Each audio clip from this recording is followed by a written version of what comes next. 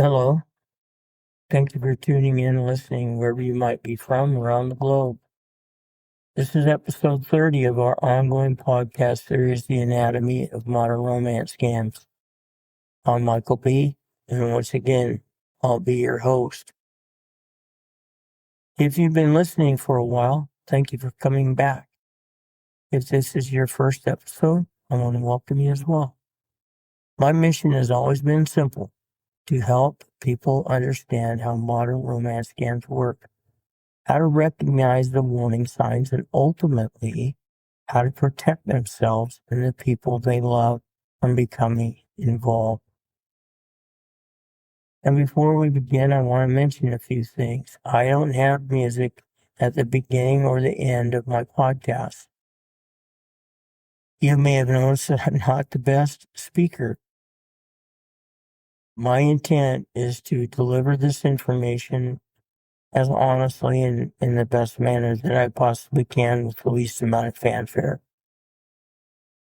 Thank you for listening. Some of you may have recently sent me fan mail through Buzzsprout. First, thank you so much. Reading your messages means more to me than you probably realize. If you've ever wondered why my replies are so short, it's because Buzzsprout limits my responses to about 150 characters. Trust me, if you've written to me, I wish I could say much, much more. Today, this episode is really my response. Not to one person, but to everyone who's reached out. And I've noticed that many are carrying the weight of what happened to them. I recently received a message from a listener who had been the victim of a romance scam. She shared that she had lost money. She filed a police report. She was very sincere and forthcoming with the embarrassment, the shame, and the guilt that she carried and that so many of us know all too well. Then she told me something else. Another scammer tried to target her. This time, she recognized what was happening. She deleted the messages, she blocked the scammer, and she walked away. That's what she wrote. When I read those words, I had to smile. Not because she'd been scammed, but because she wasn't going to become a victim twice. That's a victory. Sometimes we don't give ourselves enough credit for those victories. So if you're listening and you know what I'm talking about, congratulations on your victory. I want to switch gears back to guilt. And I want to speak directly to those of you who are carrying that guilt today. Not regret, not sadness, guilt. This is the kind of thing that keeps replaying those questions over and over and over again. How could I have been so stupid? Why didn't I see it?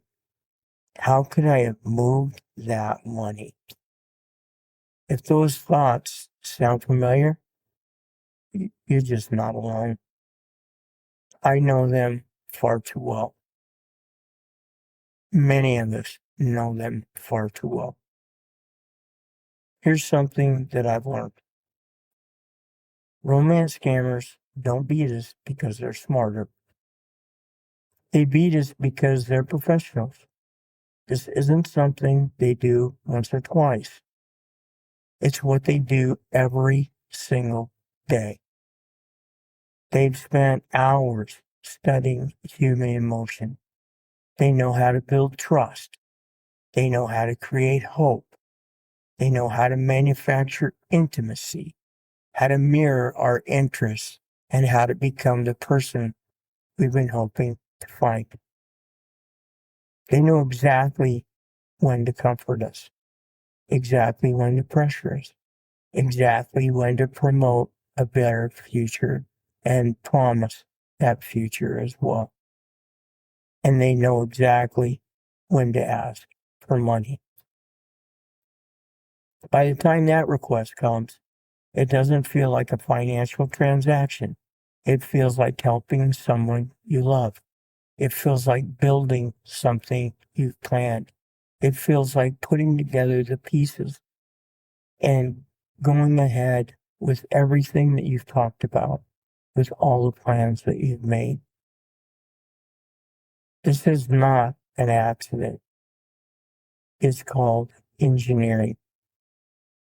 Does that erase our responsibility? Absolutely not. I move the money. Many of you moved the money. Those decisions have consequences, real consequences, and painful consequences. But responsibility and shame are not the same thing.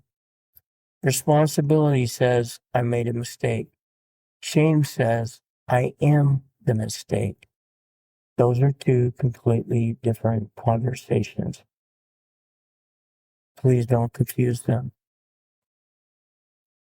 One of the hardest things I've come to understand is that romance scams don't just steal money. They steal confidence. They steal security. They steal peace. They steal the future we believed we were building. For a long time, I thought I was just grieving the money. I lost a lot. But I found that I wasn't. I was grieving the life that money was helping me build. Everything that money represented. There's a difference, a very big difference. And maybe that's why it hurts so badly. Now, I don't know if I believe in complete recovery. If I'm being honest, I don't. Some experiences change us forever. I think this is one of them. But being changed isn't the same as being finished. You're not done. That's something I'm still learning myself. So if you're listening today and you're carrying guilt, please hear this. The fact that someone manipulated your kindness doesn't make kindness a weakness. The fact that someone exploited your hope doesn't make hope a flaw. The fact that someone weaponized your trust doesn't mean that you were wrong to trust. It means someone else chose to betray that. That says far more about them than it ever will about you. If you've been listening to this podcast for a while, you've heard me say 3 words many times: delete, block, and walk. They're simple, but they matter. Another listener recently told me she recognized the second scam because of this podcast. She deleted the messages, she blocked the scam, and she walked away. If that's the only life this podcast ever changes, then every painful episode has been worth recording. So to everyone who has written, thank you very much. To everyone who listens quietly and never writes, I want to extend that same thank you.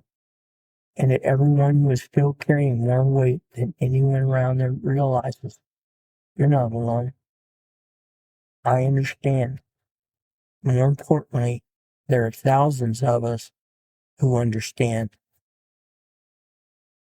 Just because you made a mistake, don't let that mistake define who you're going to be for the rest of your life.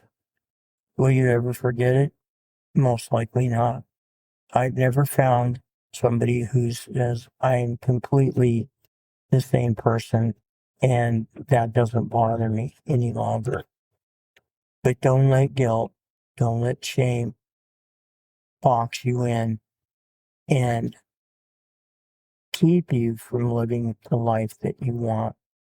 It may not be the same because you may not have the same financial resources behind you, but take what you have, reinvent, and rebuild. Do not let the situation bury you. I want to thank you for spending these few minutes with me.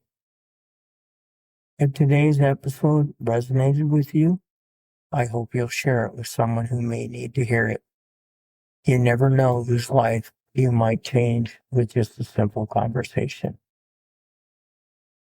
With that, until next time, stay aware, stay protected, and always stay safe.